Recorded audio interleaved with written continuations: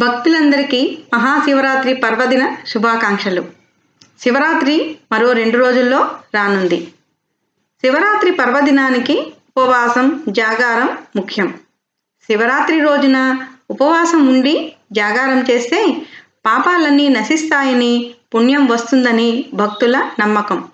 అయితే చాలామందిలో శివరాత్రికి ఎలా ఉపవాసం ఉండాలి, జాగారం ఎలా చేయాలి అనే అంశాలలో కొన్ని సందేహాలుంటాయి. దీనికి సంబంధించిన కొన్ని విషయాలను మనం ఈరోజు తెలుసుకుందాం.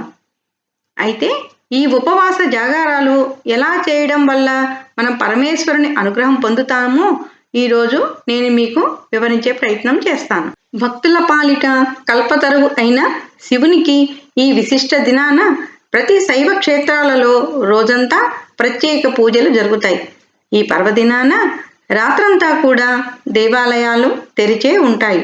పూజలు, భజనలతో శివనామం మారుమ్రోగుతుంటుంది. ఈ పర్వదినాన లింగాష్టకం, శివ పంచాక్షరి విశేషంగా జపిస్తారు. శివునికి దీపారాధన చేసి భక్తి ప్రపత్తులతో రుద్రాభిషేకం చేస్తారు. ఆలయాలలో శివపార్వతుల కళ్యాణం చేస్తారు.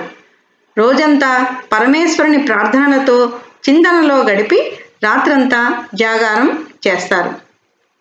అయితే భక్తులు ఈ రోజున కేవలం ఉపవాసం, జాగారం ఉంటూ పరమేశ్వరుని ఆరాధించడమే కాకుండా ఏ తప్పులు చేయకూడదని, అబద్ధాలు చెప్పకూడదని శాస్త్రవచనం.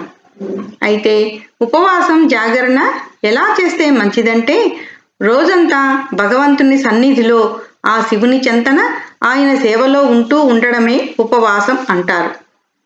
ఉపవాసం అన్న పదానికి అర్థం ఏమిటంటే ఉపవసించడం అని. అంటే ఆ రోజు మనం ప్రతిరోజు చేసే కార్యక్రమాలకు స్వస్తి చెప్పి భగవంతునికి దగ్గరగా నివసించాలి. అంతేకాని ఉపవాసం చెప్పి ఆహారం మాని దేవాలయాలలో వ్యర్థ ప్రసంగాలు చేస్తూ కాలం గడపడం కాదు. ఉపవాసం అని చెప్పుకుంటూ ఏవేవో ఆలోచనలు చేయడం కూడా మంచిది కాదు.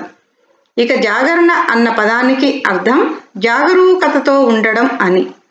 ఆ మహాశివుడు ఆవిర్భవించిన వేళ మనం ప్రాపంచిక విషయాలన్నీ పక్కన పెట్టి ఆ శివుని స్మరిస్తూ లింగోద్భవ వేళ మన శక్తి కొద్దీ శివునికి అభిషేకాలు, అర్చనలు చేసుకోవచ్చు.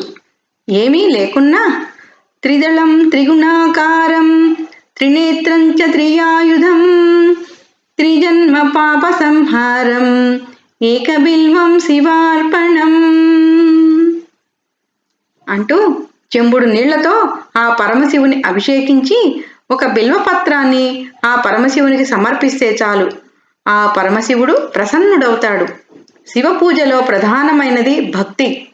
భక్తి లేకుండా కడవల కొద్దీ పాలతో అభిషేకం చేసినా ఎలాంటి ప్రయోజనం ఉండదు. శివరాత్రి పర్వదినం రోజంతా శివ పంచాక్షరి మంత్రాన్ని జపిస్తూ జీవితాన్ని సార్థకం చేసుకోవాలి. జన్మకో శివరాత్రి అంటారు. అందుకే జీవితంలో ఒక్కసారైనా ఇలా ఉపవాస జాగారాలు చేసి శివుని సేవిస్తే మోక్షం లభిస్తుందని మన పురాణాలు ఘోషిస్తున్నాయి. ఈ రోజున భగవంతుని గురించే ఆలోచనలు, భజనలు, కథలు, స్తుతులు చేస్తూ మనసుని ఆ పరమాత్మ పైనే కేంద్రీకరించి సమయం మొత్తం గడపాలి. ఇలా చేస్తేనే మనం చేసిన జాగరణ, ఉపవాసానికి ఓ సార్థకత ఉంటుంది. ఇక ఉపవాసం విషయానికి వస్తే మరీ కఠిన ఉపవాసాలు చేయడం మంచిది కాదు. ఖాళీ కడుపుతో భగవంతుని మీద ఏకాగ్రత నిలవదు. అందుకే సాత్వికాహారం తీసుకోవచ్చని శాస్త్రాలు చెబుతున్నాయి. అంటే పండ్లు, పాలు వంటివి అన్నమాట. అయితే శివరాత్రి మరునాడు అంటే అమావాస్య రోజున జాగారం చేసిన భక్తులు పగలు నిద్రించకూడదు. అలా చేస్తే జాగరణ ఫలం దక్కదని శాస్త్రవచనం. శివుడు భోళా శంకరుడు. పత్రం, పుష్పం, ఫలం, తోయం వీటిలో ఏది సమర్పించినా స్వీకరిస్తాడు. కానీ భక్తి మాత్రం ఎంతో ప్రధానం ఇక్కడ. భక్తి శ్రద్ధలతో తనను కొలిచే భక్తులను ఆయన ఆనందంగా అనుగ్రహిస్తాడు. జన్మానికో శివరాత్రి అంటారు కానీ మహాశివరాత్రి పర్వదినం ఏటేటా వస్తూనే ఉంటుంది. మనలో నిద్రాణమైన భక్తిని జాగృతం చేస్తూనే ఉంటుంది. ఓం నమః శివాయ, హర హర మహాదేవ, శంభో శంకర. దేవగణార్చిత సేవితలింగం భావైర్భక్తిభిరేవ చ లింగం దినకర కోటి ప్రభాకరలింగం తత్ప్రణమామి సదా శివలింగం అంటూ సకల దేవగణాల చేత పూజలందుకునే ఆ పరమశివుని ఈ శివరాత్రి వేళ మనం కూడా సేవిద్దాం, తరిద్దాం. ఏడాది పొడవునా ఏ పూజలు చేయని వారు కూడా మహాశివరాత్రి నాడు ఈశ్వరుని ప్రార్థించి శివ సన్నిధిని పొందినట్లు మనకు పురాణాల్లో ఎన్నో కథలు ఉన్నాయి.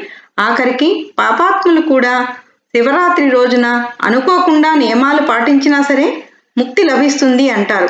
శివుణ్ణి ప్రసన్నం చేసుకోవడం చాలా తేలిక.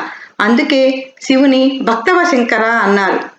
మరొకసారి భక్తులందరికీ మహాశివరాత్రి పర్వదిన శుభాకాంక్షలు.